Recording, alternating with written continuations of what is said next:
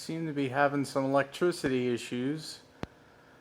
Hello everyone, I just wanted to give a quick update. Right now I came out here without my camera and my equipment for recording these videos, episodes, whatever you want to call them.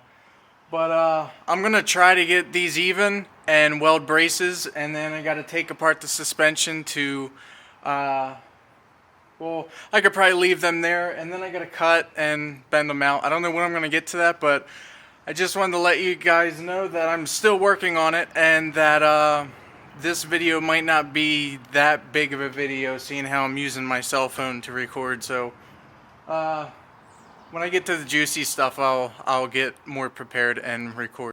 I managed to get the rails square and even. They're perfectly up and down.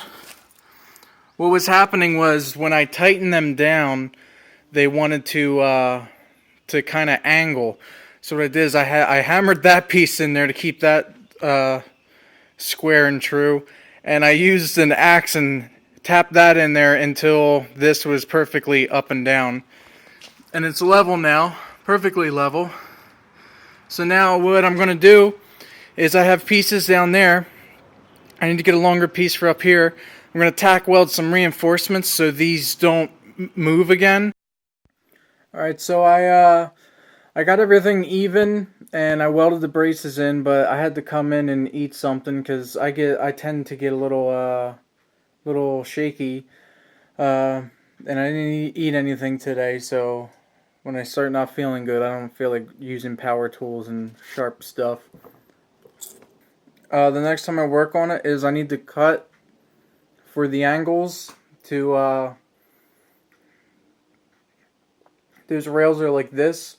I need to make relief cuts so I can bring them in so they slide in the Bronco chassis, which should be fairly straightforward. I just need to make sure where I cut them is where they need to be cut so I can make the angle. So yeah, that's about all I'm gonna do today. See you next time.